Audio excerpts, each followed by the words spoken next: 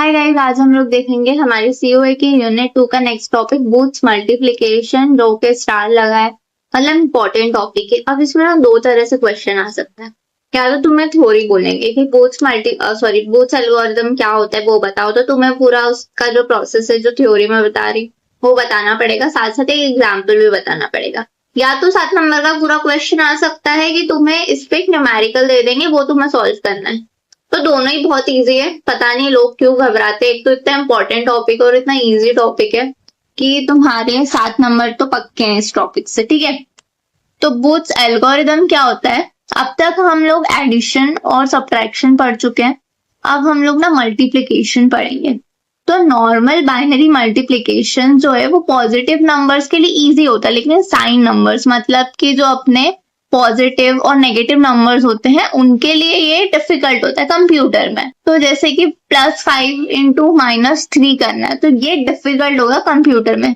तो negative numbers को directly multiply करना डिफिकल्ट हो जाता है, इसलिए हम लोग क्या यूज करते हैं? बूथ्स एल्गोरिथम यूज करते हैं। Booth's algorithm is used for sign binary multiplication.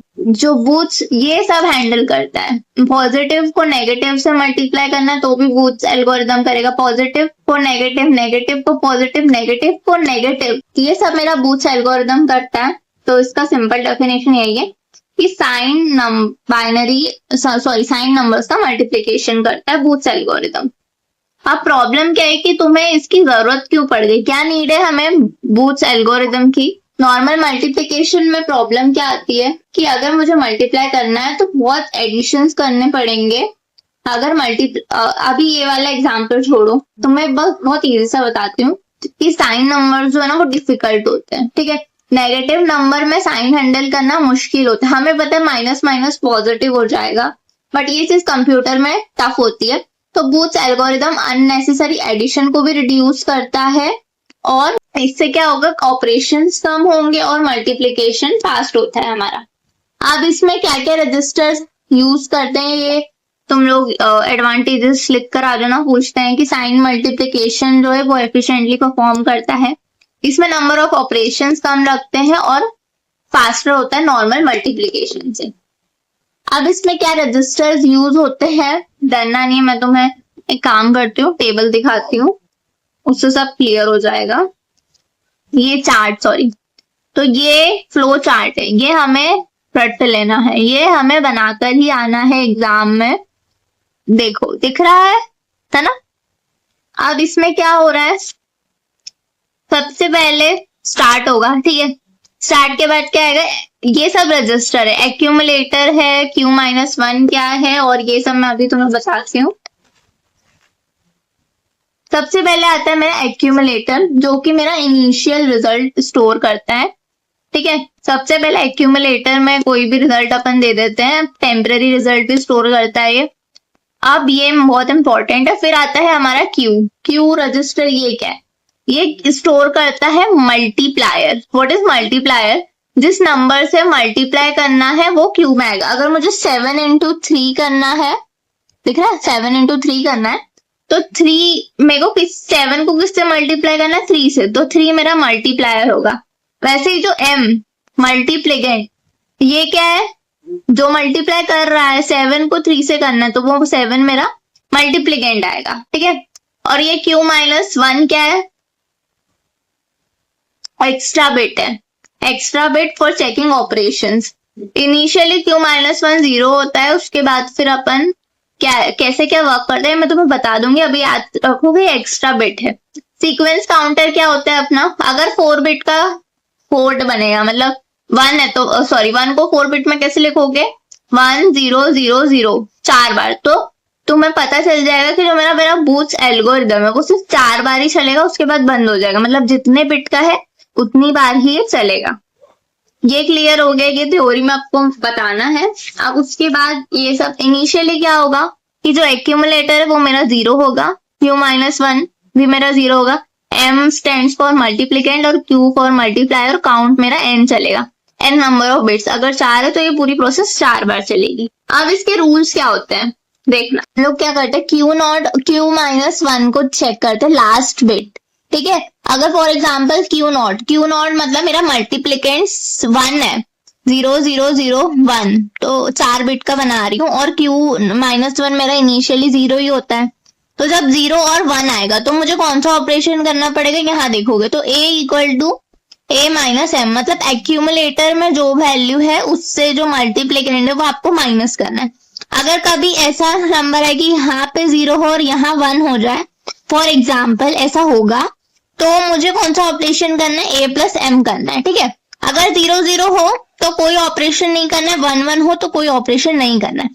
जब ये प्रोसेस होती है सब, इसके बाद हम लोग राइट शिफ्ट करते हैं। तो वो तुम्हें न्यूमेरिकल से समझ में आ गया, बेसिक पता चल गया क्या होगा। अब बूथ्स एल्गोरिदम के स्टेप्स लिखे हैं मैंने, स्क्रीनशॉट ले लेना। अपन अब क्वेश्चन करेंगे एक एग्जाम्पल। तो अभी तक जिसको कुछ भी नहीं समझ में आया, अब समझ में आ जाएगा, डोंट वरी। तो फॉर एग्जाम्पल मैं क्वेश्चन लेती हूँ, साइन नंबर पे मल्टीप्लाई करता है तो +5 मल्टीप्लाई करेगा -3 से, ठीक है। +5 को बाइनरी में क्या लिखते हैं हम लोग, 0 1 0 1, और -3 को क्या लिखते हैं, 3 का 2's कॉम्प्लीमेंट निकाल देना, +3 का तो -3 की वैल्यू आ जाएगी, और ये मैं तुम्हें सिखा चुकी हूँ। तो 1 1 0 1 आ गया। अब हमें पता है, अपना चार्ट देखा हमने, चार्ट के बाद क्या आता है, AC इक्वल टू 0 है, Q माइनस, तो AC मेरा जो एक्यूमुलेटर है वो इनिशियली 0 होता है, Q माइनस 1 भी मेरा 0 होता है, और M मल्टीप्लिकेंड कौन होता है, आगे वाला मल्टीप्लायर कौन होता है, जिसपे मल्टीप्लाई मेरे को करना, तो 3 पे करना, तो मेरा मल्टीप्लायर हो गया। तो M ये मेरा मल्टीप्लिकेंड होगा, और मल्टीप्लायर कौन होगा, ये Q हो जाएगा। समझ में आ गया इतना। शुरू करें अब। टेबल में सबसे पहले तुम्हें क्या बनाना है, ये कंपलसरी है, बनाना ही है स्टेप्स। उसके बाद हम लोग A सीक्वेंस भी ऐसा ही लिखना, सीक्वेंस चेंज नहीं होना चाहिए।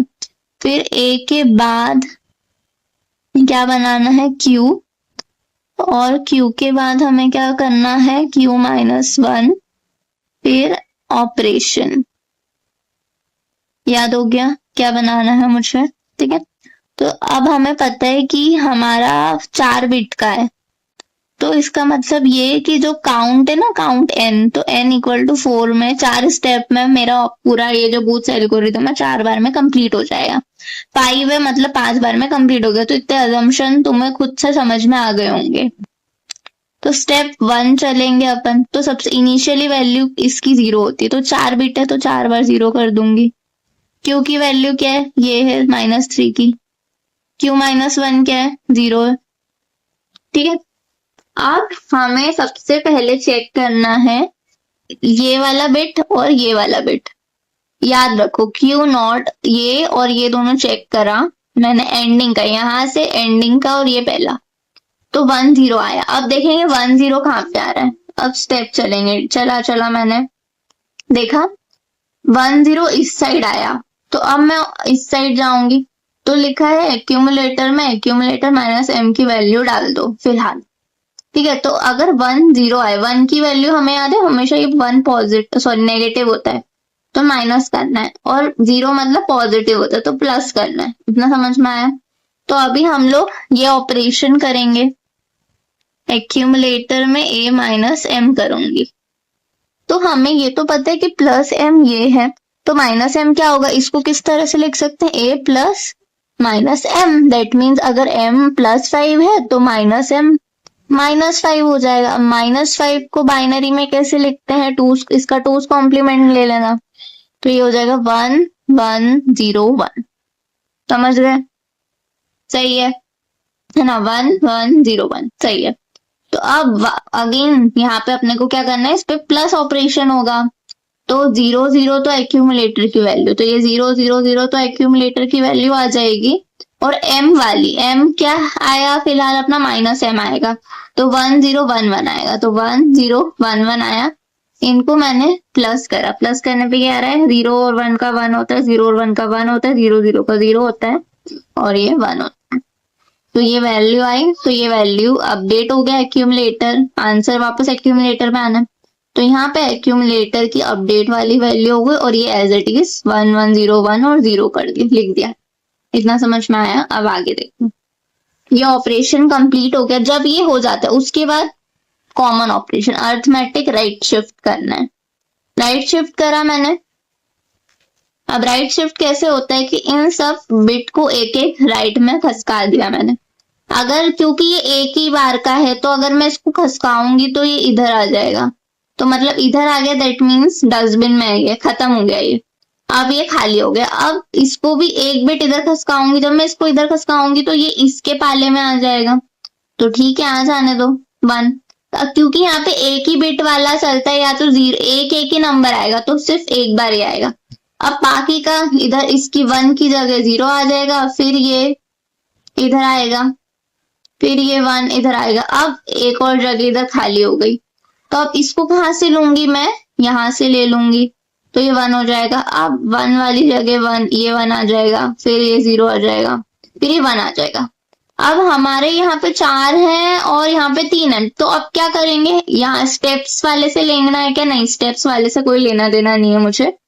अब जो 1 इधर आया था वापस से रिपीट हो जाएगा, मतलब एंड वाला डिजिट वापस रिपीट हो जाएगा, तो ये मेरा फाइनल आया।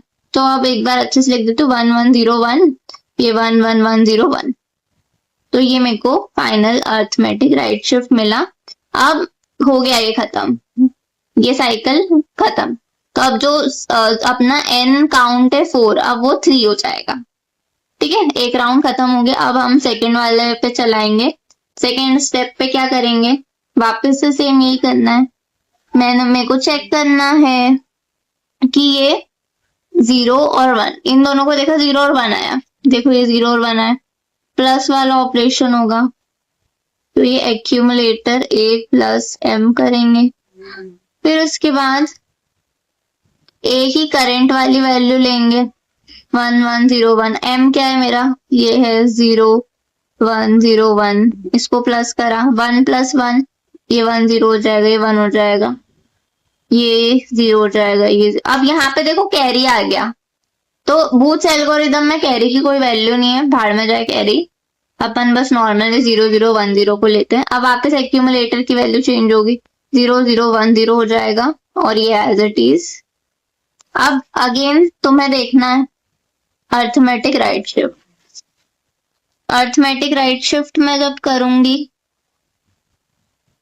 तो 1 तो चला जाएगा, कोई सॉरी 1 0 इधर आ जाएगा, बाकी ये 3 1 ऐसे कैसे, यहाँ से एक डिजिट आ जाएगा, फिर ये 1 0 0, क्योंकि खाली हो गया तो 0 वापस आ जाएगा। तो अब हम लोग थर्ड, अब अपना काउंट 2 हो जाएगा, जब तक 0 नहीं होता तब तक एंड नहीं होगा, जैसे ही 0 होगा तो एंड करेंगे, 0 नहीं हुआ तो अगेन ये स्टेप चलेगा। तो अब वापस से मैंने क्या करा, इन दोनों को कंपेयर करा, 1 और 0 को, देखा 1 और 0 माइनस वाला होता है क्योंकि आगे नेगेटिव वाला, तो ये ऑपरेशन लगाया। सेम अब एक्यूमुलेटर की वैल्यू क्या, 0 0 0 1, और m माइनस m की 1 0 1 1 0 1 1, इसको मैंने प्लस करा, तो ये मेरा वैल्यू आया। वापस एक्यूमुलेटर अपडेट करा 1 1 0 0, और ये एज इट इज, और ये 0 था, ठीक है। अब वापस अर्थमेटिक राइट शिफ्ट करना है, अर्थमेटिक राइट शिफ्ट करा, 0 चला गया, 1 यहाँ आ गया, 1 1 0 ऐसा का ऐसा, इधर से एक आ गया 0 0 1 1, और एक और 1 आ जाएगा, वही 1 वापस रिपीट हो जाएगा। तो ये मेरा फोर्थ आया। अब देखो 1, अब ये लास्ट है, ठीक है, इसमें सब हो जाएगा complete.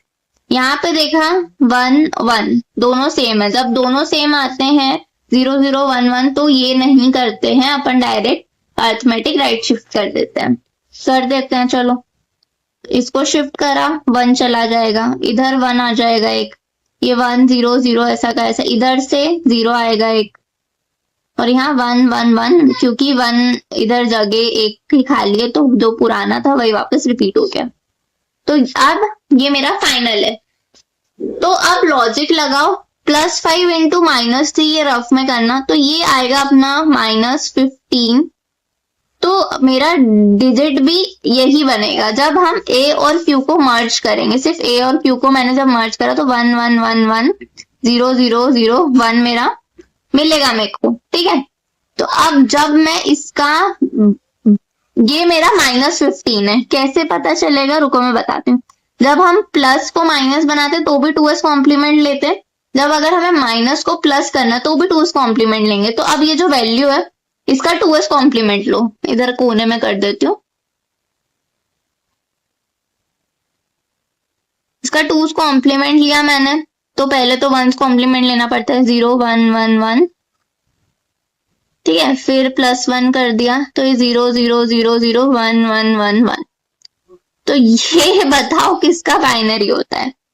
For your kind information ये +15 का बाइनरी है। क्योंकि ये +15 का बाइनरी है तो मुझे 15 ही कहीं मिलेगा। अब माइनस भूल जाओ, मिल तो रहा है ना, दैट मीन्स हमारा ये जो आंसर है ये करेक्ट है।